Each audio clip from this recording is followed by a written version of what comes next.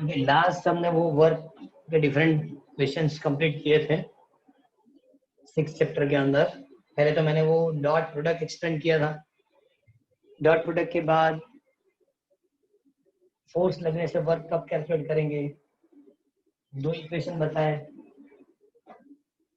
कि फोर्स की डायरेक्शन और डिस्प्लेसमेंट की direction equal, so force equal work equal to force into displacement F into D, but that angle between F and D is theta, so work is equal to FD cos theta. Work is equal to FD cos theta. Second बता कि force लगने के बाद भी work कब possible नहीं है। तो सेकेंड में लिखा था कि सपोज फोर्स अप्लाई किया लेकिन डिस्प्लेसमेंट ही नहीं हुआ, सो वर्क पॉसिबल नहीं है। सेकेंड लिखा फोर्स अप्लाई किया डिस्प्लेसमेंट हुआ लेकिन theta is equal to 90, so cos 90 0 and therefore work equal to क्या लिखेंगे 0। तो अभी वर्क क्या हो जाएगा 0। ओके, थर्ड पॉइंट दिखाना कि वर्क पॉजिटिव कब नेगेटिव कब। So 0 less than theta, 0 less than equal to theta less than 90, so work positive. लेकिन 90 less than theta less than equal to 180, so negative. Last lecture में जो explain किया था without dot product वो मैं explain कर रहा हूँ। और फोर्थ पे बताता हूँ ऐसा unit of work, so force into displacement is called newton into metre, it's called joule. लेकिन the CGS unit, CGS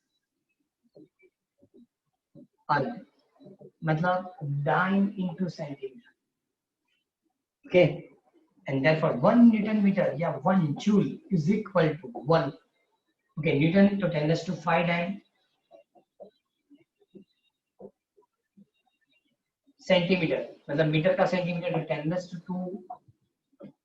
so now 1 joule is equal to 10⁻⁷ erg, ऐसा लिखा था। The dimension formula is m1l2t-2, m1l2t-2। ये सब information last में हमने complete की थी। आज जो हम एक्सप्लेनेशन देंगे वो कुछ इस तरह का रहेगा कि सपोज अब तक चैप्टर नंबर 6 तक जो एक्सप्लेनेशन मैंने दी वह फोर्स ऑलवेज कांस्टेंट, मतलब फोर्स वेरिएबल नहीं था, कांस्टेंट था। और जब कांस्टेंट फोर्स होता है तो इसके लिए वर्क की फॉर्मूला हमने डिराइव की। लेकिन वेरिएबल फोर्स के लिए वर्क कैसे कैलकुलेट करेंगे? फॉर वेरिएबल फोर्स वर्क कैसे कैलकुलेट होगा?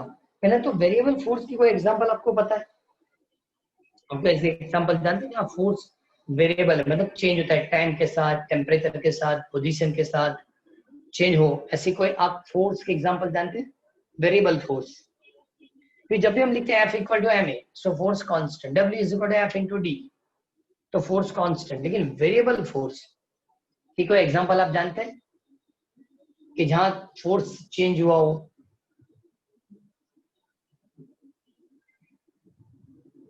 है कोई एग्जांपल ऐसी?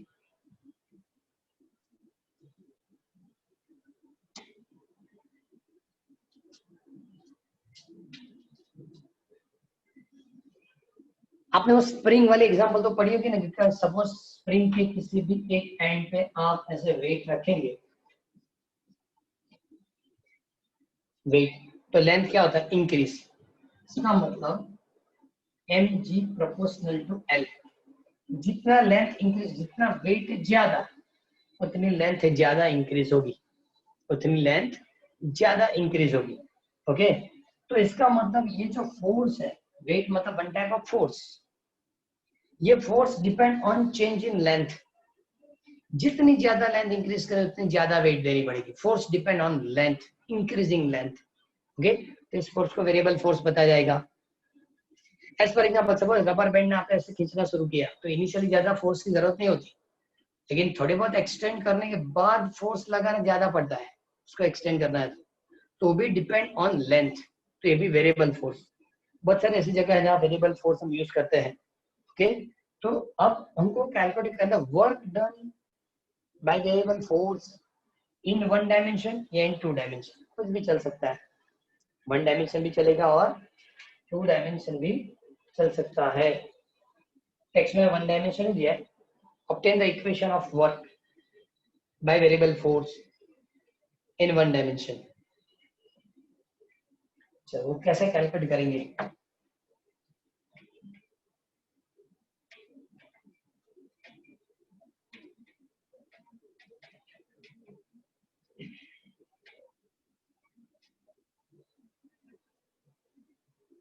पहले वन डायमेंशन एक्सप्लेन कर रहा हूँ, टू डायमेंशन भी एक्सप्लेन कर दूंगा, इसलिए कि टू डायमेंशन वाली भी थियरी से न्यूमेरिकल है, टू डायमेंशन वाली थियरी से न्यूमेरिकल है। और टेक्स्ट बुक के अंदर हमको सिर्फ जो दिया वन डायमेंशन दिया। Just a minute.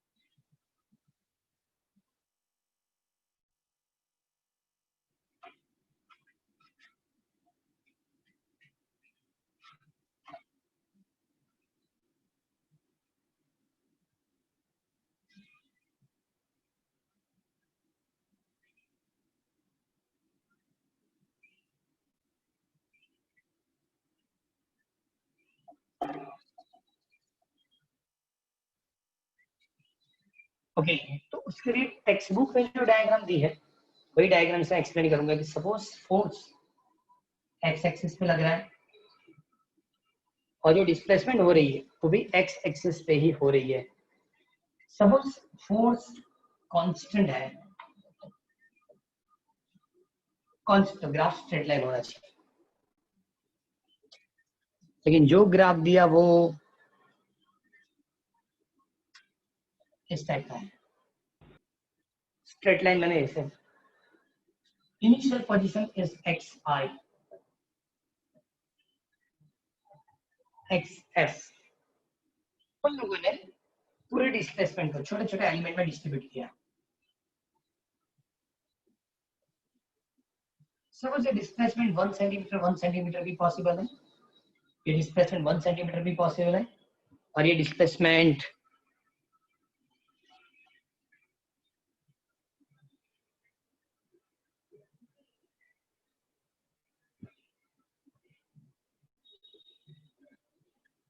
ये डिस्प्लेसमेंट 1 सेंटीमीटर भी पॉसिबल है, और ये डिस्प्लेसमेंट 1 मिलीमीटर भी पॉसिबल है, क्योंकि ये जो एलिमेंट ड्रॉ करके स्मॉलर एलिमेंट है, ऐसे तो वो X I to X F तक मोशन करता है, लेकिन हमने क्या किया, उसको छोटे छोटे एलिमेंट में डिस्ट्रीब्यूट कर दिया। जितना एलिमेंट छोटा होगा उतने डिस्प्लेसमेंट की वैल्यू कम होगी, और उस डिस्प्लेसमेंट के लिए फोर्स भी कांस्टेंट हो जाएगा। फिर से मेरी बात सुनो, फोर्स वेरिएबल है, यहाँ से जैसे इंक्रीज होता है बाद में थोड़ा सा डिक्रीज भी होता है, तो एक्स आई और एक्स एफ के बीच में फोर्स कांस्टेंट नहीं है। ओके, ऐसे कंटिन्यू चेक करेंगे तो पहले इंक्रीज होने के बाद थोड़ा सा डिक्रीज भी होता है। ओके, लेकिन आप चेक करो कि इसको छोटे छोटे एलिमेंट में डिस्ट्रीब्यूट करेंगे तो आपको पता चलेगा कि इसके लिए, इसके लिए ऐसा भी लगेगा कि इस पोर्शन के लिए फोर्स रिमेन कांस्टेंट, चेंज नहीं होता, क्योंकि ये इनिशियल वैल्यू और ये फाइनल वैल्यू कुछ वेरिएशन नहीं दिखा। सपोज मैंने मान लो कि 1 सेंटीमीटर वाली एलिमेंट बनाई, और 1 सेंटीमीटर एलिमेंट में तो 1 2 3 4 5 6 7 8 9 एलिमेंट बनी। ओके, सपोज मैंने 1 मिलीमीटर वाली एलिमेंट बनाई होती तो यहाँ और 10 बनेगा, इधर 10 बनेगा, इधर 10, टोटल 90 एलिमेंट्स बनते। कितने? 90। तो 90 एलिमेंट्स में चेक करेंगे तो पता चलेगा हर एलिमेंट के लिए फोर्स की वैल्यू क्या होती है, कांस्टेंट। हर एलिमेंट के लिए फोर्स की वैल्यू क्या हो जाती है, कांस्टेंट हो जाती है। और हर एलिमेंट की फोर्स की वैल्यू कांस्टेंट होगी तो एज फॉर एग्जांपल कि यहाँ मैं एक एलिमेंट डिसाइड कर रहा हूँ, ओके, जिसके लिए मैं डेल्टा एक्स लिख रहा हूँ और उस पर लगने वाली फोर्स है एफ एक्स, तो work equal to force into displacement. तो यहाँ कितना फोर्स लगता है, तो एफ एक्स कितना, डिस्प्लेसमेंट कितना, डेल्टा एक्स। तो ये इस एलिमेंट के लिए डेल्टा डब्ल्यू हम लिखेंगे, क्योंकि स्मॉलर एलिमेंट है तो फोर्स की वैल्यू भी स्मॉलर होगी। लेकिन मुझे बता दे कि नहीं, टोटल फोर्स कैलकुलेट करके दो, तो total force is equal to summation. Summation मतलब सबको ऐड करेंगे, कहां से वहां तक। तो मैंने एक्स आई से एक्स एफ तक जितने एलिमेंट्स बनाए, यहाँ कितना वर्क हुआ, इधर कितना वर्क हुआ, इधर सब वर्क को ऐड कर दो, एडिशन कर देंगे तो आंसर होगा F X into delta x. First की वर्क, सेकेंड की वर्क, थर्ड, सब एलिमेंट एक्साई टू एक्सेप्ट तक जितने एलिमेंट्स हैं सबकी वर्क ऐड कर दो, इसका टोटल वर्क। अब एक चीज और है, जैसे हमने limit delta T tends to zero third chapter fourth chapter सब में लिया था, तो यहाँ वो साइन यूज कर सकते हैं कि suppose limit delta X tends to zero, limit delta X tends to zero, मतलब एलिमेंट हो सके इतना कम है। अभी मैंने बताया कि मैंने एक एक सेंटीमीटर वाली एलिमेंट बनाई तो 9 बनी, लेकिन एक एक मिलीमीटर वाली एलिमेंट बनाई होती तो 90 बनती, 90। अब चेक करो 90 एलिमेंट्स होते, ओके, तो एलिमेंट की बिट्स बहुत कम हो जाती, टेंड्स टू जीरो, स्मॉलर। तो जब limit delta X tends to zero लिखेंगे तो इसी फॉर्मूला को work is equal to integration X I to X F F into D X ऐसा लिख सकते हैं, या F X into D X. F X मतलब force depend on only X, force depend on only x. So work equal to xi to xf f dx into fx into dx, ऐसा भी हम लिख सकते हैं। तो ये work done by variable force in one dimension, in one dimension. Okay, 2 dimension में लिखना तो इजी हो जाएगा। अब तक हमने क्या क्या कंप्लीट किया? Number 1, work is equal to fd cos theta,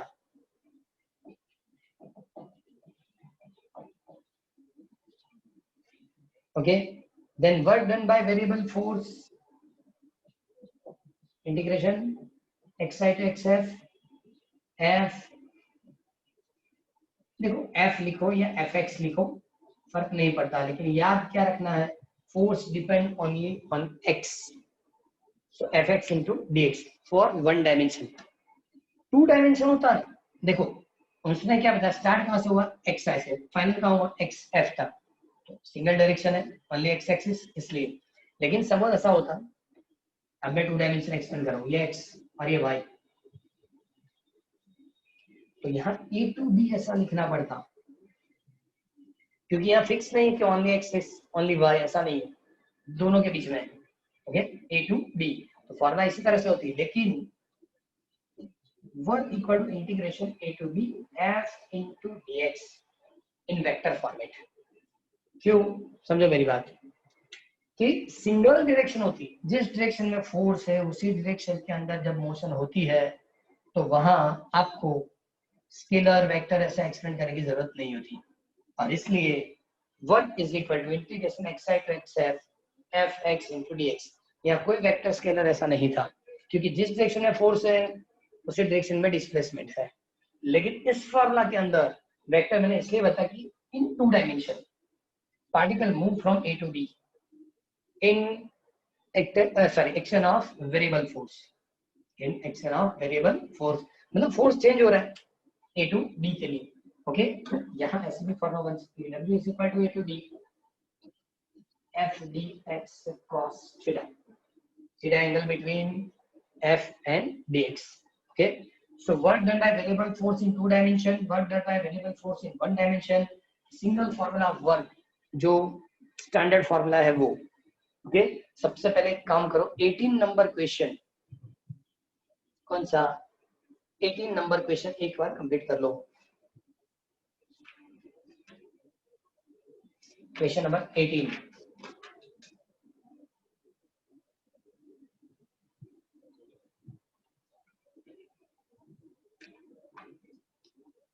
obtain the equation of work by variable force in one dimension। ये किसी भी तरह प्रिपेयर करके रखना, क्योंकि वर्क में बहुत सारे क्वेश्चन हमने अब तक कंप्लीट किए, लेकिन जो न्यू है, लास्ट तक जो मैंने एक्सप्लेन किया कब वर्क पॉजिटिव नेगेटिव यूनिट क्या है, वो सब कुछ क्या था कि वो आगे वाले स्टैंडर्ड में इंफॉर्मेशन थी। 11 के हिसाब से ओनली 18 नंबर क्वेश्चन वो न्यू है, एक बार पढ़ लो।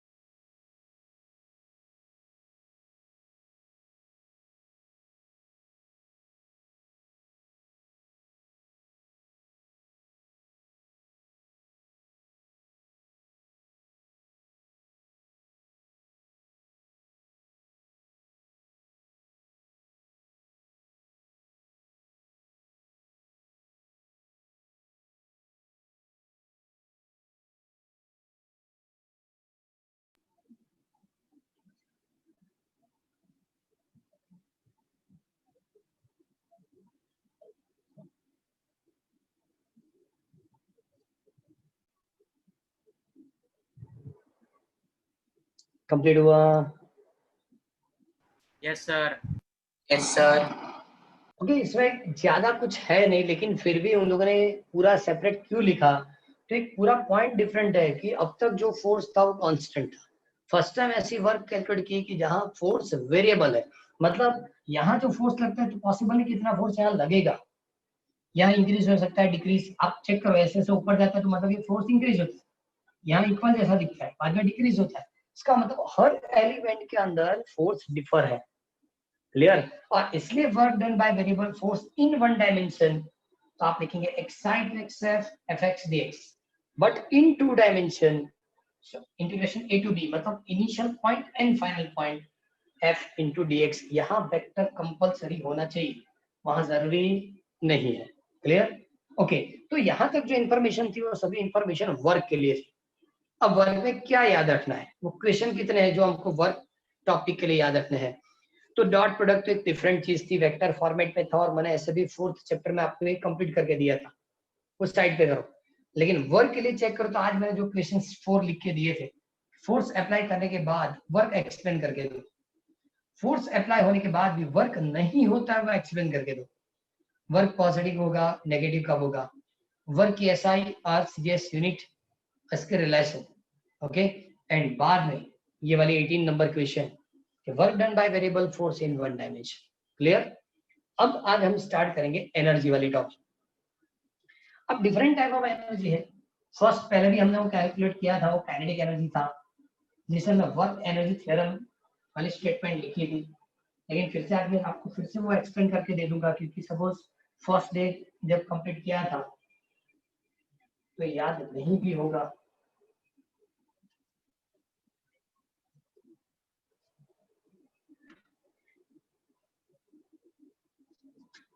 हम जानते कि energy, kinetic energy K is equal to 1/2 mv square.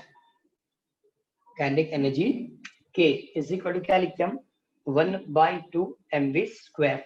Okay, लेकिन एक चीज है कि सपोज किसी भी ऑब्जेक्ट पे आपने फोर्स दी, और इससे सपोज ने थोड़ी बहुत डिस्प्लेसमेंट, सपोज आपने फोर्स एफ जितनी लगाई, उसी डायरेक्शन में उसने डिस्प्लेसमेंट किया, तो हम ऐसा लिख सकते हैं कि work is equal to F into D, because F और D both are in same direction.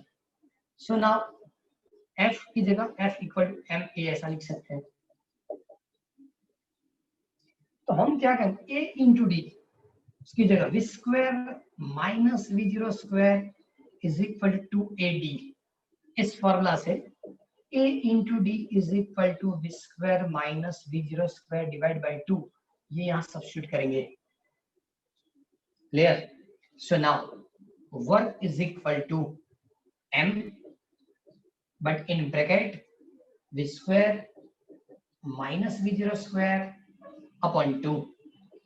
So now work is equal to 1/2 mv square minus 1/2 m v0 square. Okay, v is the final velocity and therefore is the final kinetic energy. V0 initial velocity, so initial kinetic energy, and therefore work is equal to delta K. Change in kinetic energy is equal to work done by the external force on object. Change in kinetic energy is equal to work done by external force on given object. इस statement को work energy theorem बताया जाता है, वो पहले भी हमने complete किया था। लेकिन आज एक और इंफॉर्मेशन दे रहा हूँ कि जो फॉर्मूला आप जानते हैं, कौन सी, 1/2 mv स्क्वायर, ये फर्स्ट फॉर्मूला है। ये कौन सी फॉर्मूला? फर्स्ट।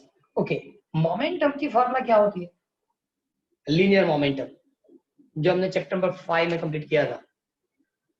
लीनियर मोमेंटम की फॉर्मूला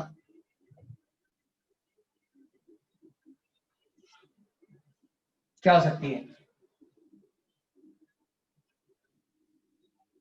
आपने थियरी पढ़ना शुरू किया? ओके, इस फ्राइडे आज कौन सी डेट हुई? 16, 18, 9 और बाद में 25, 9 टेस्ट नहीं लिया था हमने। इस बार ये चैप्टर 5 थियरी रहेगा, इसको चैप्टर 5 न्यूमेरिकल कर दो। ओके, मोमेंटम की फॉर्मूला, लीनियर मोमेंटम पता है? F delta T.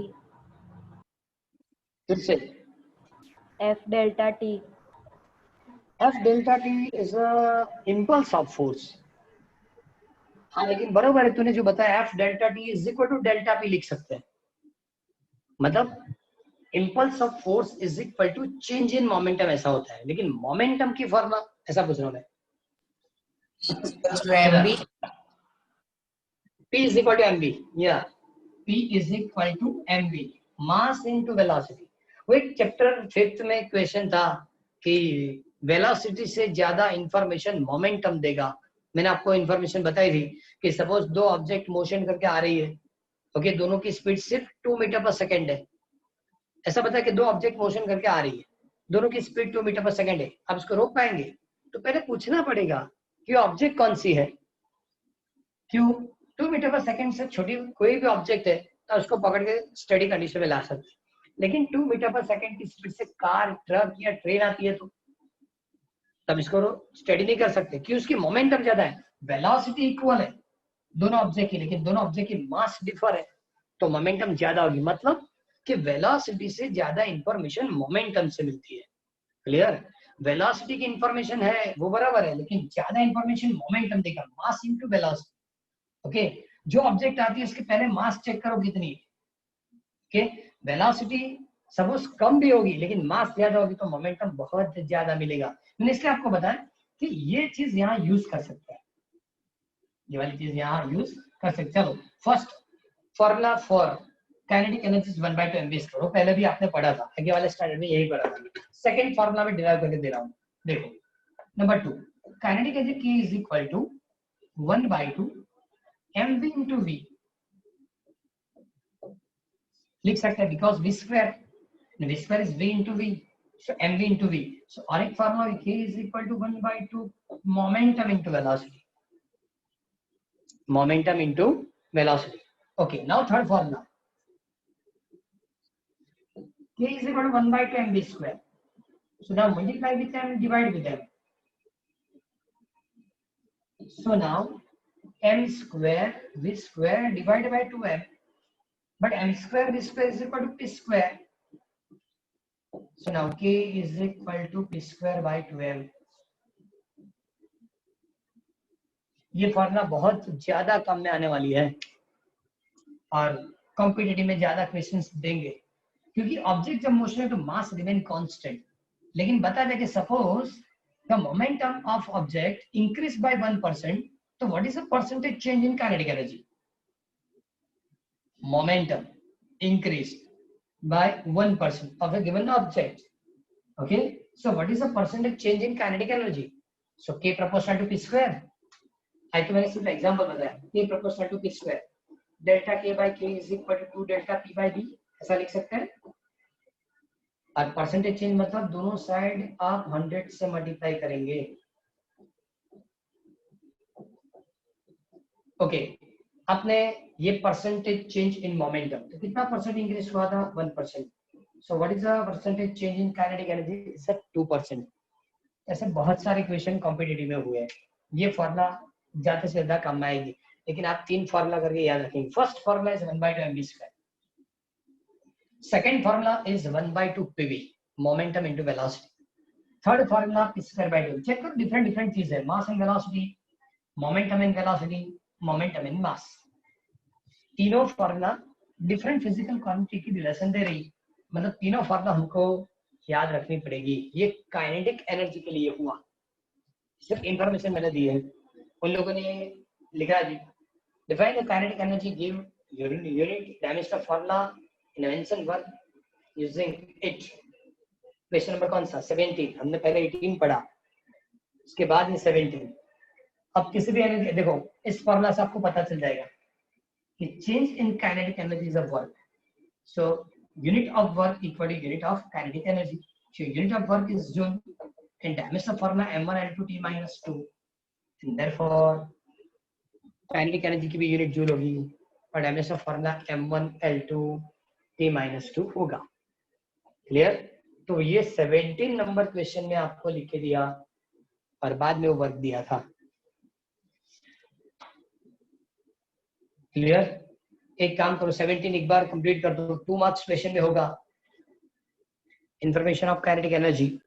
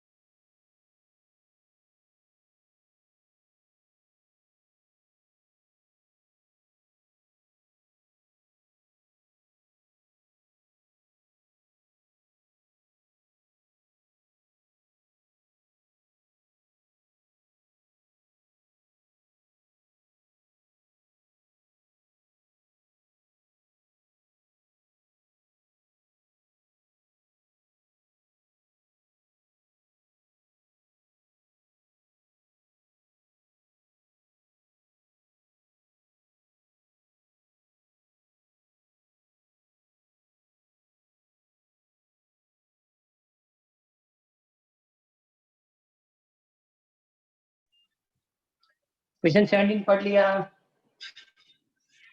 Yes, sir.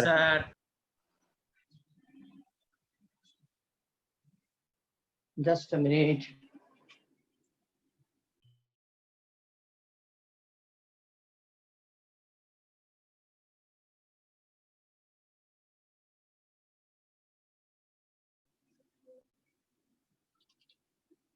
Okay, 17 18 के बाद 19 में दिया derive the work energy theorem for a variable force exert on a body in one dimension। हमको वर्क एनर्जी थ्योरम फिर से प्रूव करके देना है। वर्क एनर्जी थ्योरम मतलब change in kinetic energy is equal to work. Okay, और उसके लिए सबसे पहले उसने क्या बताया, if the body of mass m, speed v, moving in a one dimension या सिंगल डायमेंशन एक्स एक्सिस भी लिख सकते हैं हम। ऑब्जेक्ट एक्स एक्सिस में मोशन करेगी, mass m and velocity v, so kinetic energy is equal to 1/2 mv square.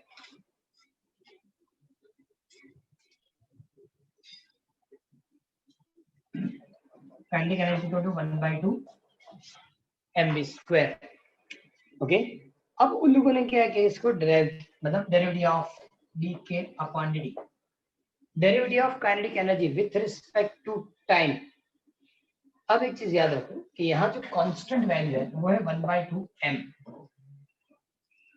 क्योंकि ये दोनों चेंज होंगे नहीं टाइम के साथ चेंज होगा तो वेलोसिटी। ओके, इस स्क्वायर की डेरिवेटिव 2t ऐसा लिखते थे, तो v स्क्वायर की डेरिवेटिव क्या होगी 2v, v स्क्वायर की डेरिवेटिव क्या होगी 2v into dv upon dt। ऐसा क्यों लिखा जाता है कि यहाँ हमने डेरिवेट किया kinetic energy with respect to time, और यहाँ जो डेरिवेट किया था वो है वेलोसिटी, इसलिए दोनों साइड इस टाइप की कांस्टेंट लिखने की जरूरत पड़ेगी। ओके चलो, 2 कैंसल, ये 2 क्या हो जाएगा cancel, and therefore dk upon dt change in kinetic energy is equal to mv। Okay, dv upon dt मतलब when derivative of velocity with respect to time, ये कौन सी फिजिकल क्वांटिटी होगी? Acceleration. Acceleration. Okay, so now dk upon dt is equal to ma into v. ma into क्या लिखेंगे? v. Clear? And therefore f into v, क्योंकि ये force हो जाएगा. Okay, now dk upon dt is equal to f. इसको dx upon dt भी लिख सकते हैं. वेलोसिटी मतलब क्या होगा? dx upon dt. तो सपोज दोनों साइड से कैंसिल करेंगे, so change in kinetic energy is equal to f into dx. मतलब change in kinetic energy equal to force into displacement. dx मतलब क्या होगा? डिस्प्लेसमेंट. ओके, अब ये इसको दोनों साइड सपोज इंटीग्रेट कर दें. ये dk initial kinetic energy ki, final kinetic energy kf. यहाँ भी इंटीग्रेशन होगा. Initial position xi, final position xf, f into dx. तो इंटीग्रेशन में चेक करो कि यहाँ तो कुछ लिखा ही नहीं. इसका मतलब क्या होगा? Upper limit minus f limit constant, xf minus xi. Clear? ये होगा डेल्टा की चेंज इन काइनेटिक एनर्जी. तो वही वर्क एनर्जी थ्योरम हो गया. ये force into displacement is called work. इसको क्या बताएंगे हम? Work. Okay, so work energy theorem always याद रखना है. क्या? Change in kinetic energy is equal to work. ऐसा भी लिखा है, इज द इंटीग्रल फ्रॉम और integral form of the Newton second law. Integral form of Newton second law. लेकिन इंपॉर्टेंस नहीं है, चलेगा. सपोज याद नहीं रहेगा तो, लेकिन पहले एक बार पूरी सिंप्लीफिकेशन एक बार चेक करो. दर्पण में 19 नंबर क्वेश्चन है, वही मैंने यहाँ कंप्लीट करके दिया है. 19 नंबर क्वेश्चन एक बार पूरी सिंप्लीफिकेशन मैथमेटिकल टर्म जो है एक बार चेक कर लो. नहीं पता चलता तो पूछो.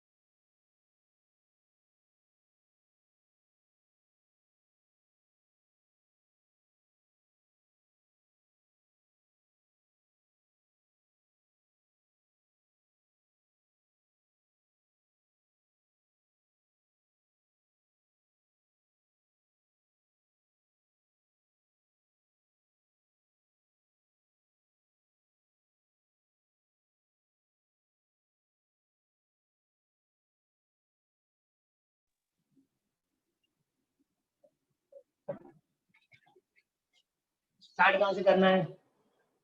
Kinetic energy k equal to 1/2 mv square, derivative with respect to time, so dk upon dt 1/2 m remain constant, लेकिन velocity depend on time, so v square की derivative 2v and dv upon dt. Okay, now dk upon dt is equal to cancel mv into dv by dt is the acceleration, rate of change of velocity. Now dk upon dt is equal to f is equal to ma कर दिया, v side पे रख दिया, so force into velocity, force into, now dk upon dt is equal to f, but velocity equal to dx upon dt, so dt cancel, the dk is equal to f into dx. Okay, kinetic energy change from Ki to Kf, initial kinetic energy to final kinetic energy. Similarly, correspondingly, displacement change from Xi to Xf. So integrate both the sides, Ki to Kf, dk is equal to Xi to Xf f dx. Okay, इसकी integration की value होती है 1, मतलब k, क्योंकि यहाँ कुछ नहीं होता. देखो इंटीग्रेशन की फॉर्मूला हम लेते हैं x to n dx, तो ये टर्म नहीं आती बिकॉज x is to 0, इसलिए 1. ओके, तो इसके लिए फॉर्मूला था x is to n plus 1 upon n plus 1. अब सपोज 0 ही है तो 0 plus 1 अपन 0 plus 1 मतलब क्या आंसर होगा? x. सिमिलरली हमने क्या लिखा? k. Okay, upper limit minus lower, kf minus ki, f remain constant, again upper minus lower, xi minus xf. So change in kinetic energy to f into delta x is called work energy theorem. Clear? Work energy theorem के लिए उन्होंने 3 points लिख के दिए. आज kinetic energy तक ही लेंगे, आगे वाला टॉपिक बाद में कंप्लीट करेंगे, वरना दो एनर्जी मिक्सअप हो जाएगी. So 3 पॉइंट्स लिख के दिए. If the change in kinetic energy delta k of a body is 0, then the work done on a body is 0. अब देखो डेल्टा के 0 होगा मतलब वर्क 0 होगा. Okay, and its kinetic energy remain constant. क्यों kinetic energy 0 क्यों होगा? change in kinetic energy 0. change in kinetic energy 0 का मतलब जो kinetic energy वो change नहीं होती, और change नहीं होती मतलब वो kinetic energy क्या होगी? remain constant. circular motion में ऐसा होता है, जब circular motion करता है ओके, तो उसके ऊपर लगने वाली फोर्स की वैल्यू सेंटीमीटर होती है, लेकिन जो मोशन होती है वो यूनिफॉर्म सर्कुलर मोशन होती है, और यूनिफॉर्म सर्कुलर मोशन के अंदर स्पीड कभी चेंज नहीं होगी. से लिखा है अंदर देखो, for speed of a particle in a uniform circular motion is a constant and work done is 0. क्यों वर्क डन 0? लास्ट लेक्चर मैंने एक्सप्लेन किया था कि डिस्प्लेसमेंट और ये force, angle between force and displacement 90 and work is equal to F D cos 90 in cos 90 equal to 0, और इसलिए इसमें आंसर नहीं मिलता. सेकेंड पॉइंट क्या लिखा? If the displacement of a body is in the same direction of a force or displacement, so direction of the component of force, then the work done on a body, hence the kinetic energy of body increase. Simple language में, जिस direction के अंदर object motion कर रहा है बस उसी direction में हम फोर्स देंगे, स्पीड इंक्रीज होगी और काइनेटिक एनर्जी भी इंक्रीज होगी. स्पीड इंक्रीज होगी तो ऑलवेज काइनेटिक एनर्जी इंक्रीज होगी because 1/2 m is a remain constant. तो ऑब्जेक्ट जिस डायरेक्शन में जा रहा है सिर्फ उसी डायरेक्शन में हम फोर्स देंगे तो वेलोसिटी इंक्रीज होगी, काइनेटिक एनर्जी भी इंक्रीज होगी. Third point, if the displacement of a body is opposite in the direction of force or displace is in the opposite direction of the component of a force in the work done by the body, and hence the kinetic energy of body decrease. Okay, जिस direction में object जा रहा है force opposite direction में लगेगा. Suppose हम cycle लेके जा रहे हैं, ऑपोजिट डायरेक्शन में विंड आएगी तो वेलोसिटी डिक्रीज होगी. ओके, और वेलोसिटी डिक्रीज होगी मतलब वर्क की वैल्यू भी क्या होगी? डिक्रीज होगी. काइनेटिक एनर्जी भी क्या होगा? डिक्रीज होगा. तो ये तो बराबर है, लेकिन उन लोगों के एग्जांपल देखो ऐसा बताइए, सपोज ऑब्जेक्ट को मैं फ्रीली फॉल करूंगा, यहाँ से ऑब्जेक्ट फ्रीली फॉल करने देंगे. जब ऑब्जेक्ट फ्रीली फॉल होता है तो gravitational force downward, displacement downward, तो हर सेकंड इसकी वेलोसिटी इंक्रीज होती है. हर सेकंड वेलोसिटी क्या होगी? इंक्रीज. इसका मतलब काइनेटिक एनर्जी इंक्रीज होगा एंड वर्क पॉजिटिव होगा. वर्क वाली थियरी भी यहाँ काम में आएगी। वर्क क्या होगा? Positive, because force and displacement both are same direction. Work क्या होगा? पॉजिटिव। लेकिन सपोज ऑब्जेक्ट अपवर्ड डायरेक्शन में आप थ्रो करेंगे, अपवर्ड, तो gravitational force downward, object move in upward direction, both are usually opposite and therefore work negative, kinetic energy decrease होगी, क्योंकि हम जानते हैं ऑब्जेक्ट को ऊपर थ्रो करेंगे तो जैसे जैसे ऊपर जाएगा वेलोसिटी डिक्रीज होगी, और जैसे स्पीड या वेलोसिटी डिक्रीज होगी काइनेटिक एनर्जी भी क्या होगी? डिक्रीज होगी। काइनेटिक एनर्जी भी क्या होती है? डिक्रीज होती है। और इसलिए उसने लिखा कि ऑपोजिट डायरेक्शन होगी तो काइनेटिक एनर्जी भी क्या होगी? डिक्रीज होगी। क्लियर? तो आज हमने force in two dimension, sorry, work done by variable force in two dimension, work done by variable force in one dimension, okay, kinetic energy से वर्क एनर्जी थ्योरम, ओके, और work energy theorem की जो statements है वो आज हमने complete किया। Okay, आज पोटेंशियल एनर्जी कंटिन्यू नहीं करेंगे, आज हम पोटेंशियल एनर्जी वाली बात कंटिन्यू नहीं करेंगे, लेकिन हो सके तो एक नॉर्मल जो न्यूमेरिकल है वो हम एक बार कंप्लीट कर दें।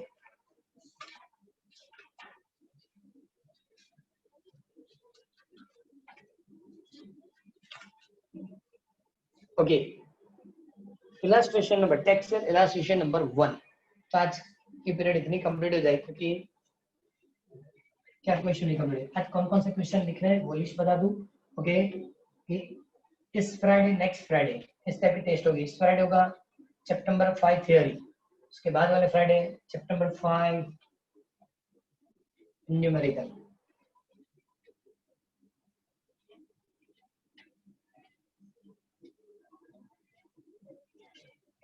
ओके, पहले थ्योरी क्वेश्चन बता दो क्या लिखने हैं।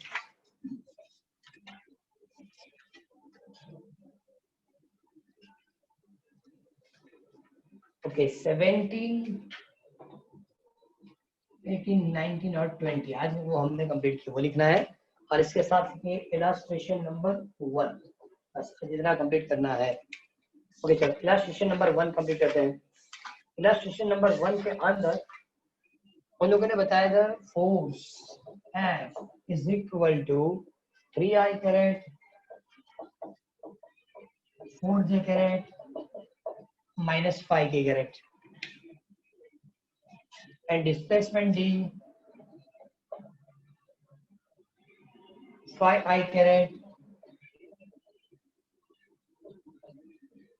4j caret plus 3k caret.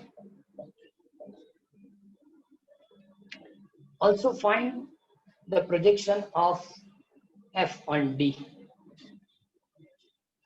Find पहले एंगल बताए और बाद में प्रोजेक्शन भी कैलकुलेट करके देना है। ओके, अब देखो डायरेक्ट फॉर्मूला यूज करेंगे तो भी चलेगा, इतना ज्यादा एक्सप्रेशन की जरूरत नहीं। डॉट प्रोडक्ट की लास्ट जो कैरेक्टरिस्टिक थी cos theta is equal to f into d upon f d, तो ये कौन सा प्रोडक्ट हुआ? Cross product, sorry dot product fx dx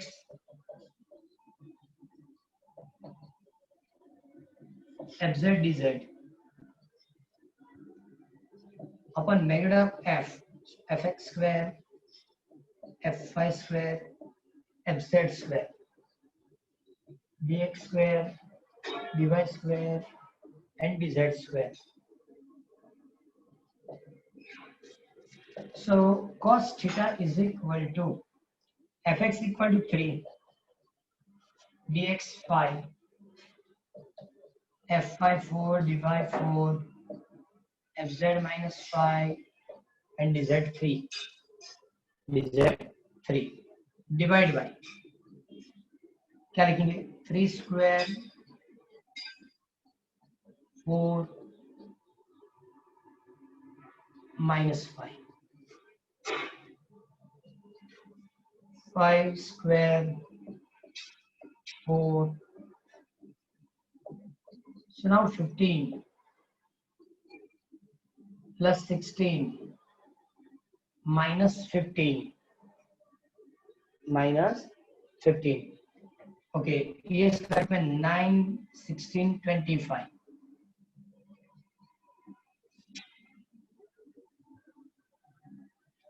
9 16 25 मतलब 50 हो गया। ओके, सिमिलरली ये भी 9 16 25 50, इसका मतलब 16 डिवाइड बाय 50 ऐसा आंसर है। 16 divide by 50। So now cos theta is equal to 0.32। अब देखो नेचुरल कॉस की टेबल है तो उससे मिल जाएगा, वरना अब ऐसा भी कर सकते हैं sine 90 minus theta is equal to 0.32। Check करके मुझे बताओ कि ये आंसर कितना आ रहा है, किस एंगल के लिए आ रहा है।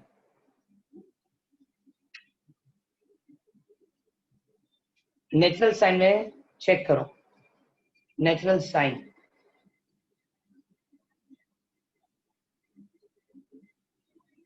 नेचुरल साइन के अंदर 0.32 किस एंगल के लिए मिल रहा है।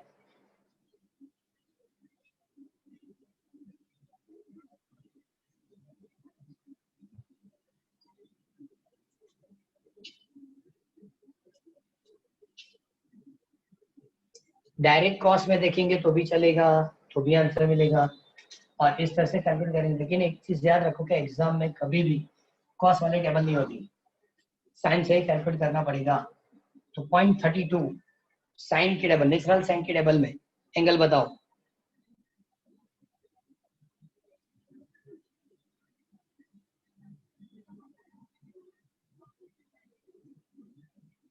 कितना होगा?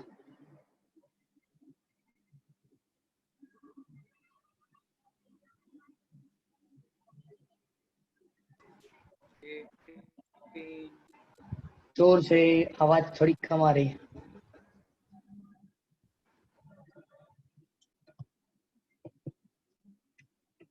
फिर से बताओ। 18 degree 40 minutes. 18 degree 39. एक मिनट, 18 degree 40 minutes. 18 डिग्री 39 का 40 40. जो भी लिखो चलेगा। 40 40 चलो। अब कैसा कैलकुलेट, तो थीटा उधर जाएगा, ये वापस इधर आएगा। Okay, so theta is equal to 90 minus 18 degree and 40 minutes. ये तो प्रॉब्लम हो गया है। ये सब्ट्रैक्शन कैसे करेंगे? तो देखो 90 की जगह लिखेंगे 89। 1 डिग्री मैंने मिनट्स में कन्वर्ट कर दी। 1 degree equal to 60 minute, 1 degree minutes वगैरह, और यहाँ लिखा 18 डिग्री और 40 मिनट्स, तो डिफरेंस क्या आएगा? 21। So answer is 71 degree and 20 minutes. 71 degree और क्या होगा? 20 मिनट्स, क्योंकि मैंने 1 डिग्री मिनट्स में कन्वर्ट कर दी, तो ये थीटा की आंसर हुई। ओके, सेकंड, ये तो फर्स्ट क्वेश्चन था। सेकंड में बताया कि फोर्स की प्रोजेक्शन क्या लिखा है, फिर से पढ़ रहा हूं। Find the projection of F on D. Find the projection of F on D. Projection of F on D is called F D. Suffix लिख सकते हैं। नहीं, projection of A on X तो ए एक्स लिखते थे, projection of A in Y direction तो A Y लिखते थे। Similarly projection of F in D, so it's called F cos theta. It's called F cos theta. ये तो √50 है, इसलिए फोर्स की वैल्यू, ये भी √50 था, ये भी √50 था। ओके, एंड कॉस थीटा, तो कॉस थीटा तो अभी लिखा था हमने, कहां गया? यस, 0.32। कैलकुलेट करो, 0.32 into √50, 2.2627. 2.263. न्यूटन। ओके, तो आज इतना रखेंगे, पहले 4 थियरी कंप्लीट करनी है, लास्ट सेशन। नेक्स्ट के अंदर जो टॉपिक्स होंगे वो ग्रेविटेशनल पोटेंशियल एनर्जी और डिफरेंट टाइप ऑफ एनर्जी, सभी इसमें लेंगे। आज सिर्फ हमने काइनेटिक एनर्जी और work done in single dimension and 2 dimension इतना कंप्लीट किया। ओके, चलो आज इतना ही रखेंगे।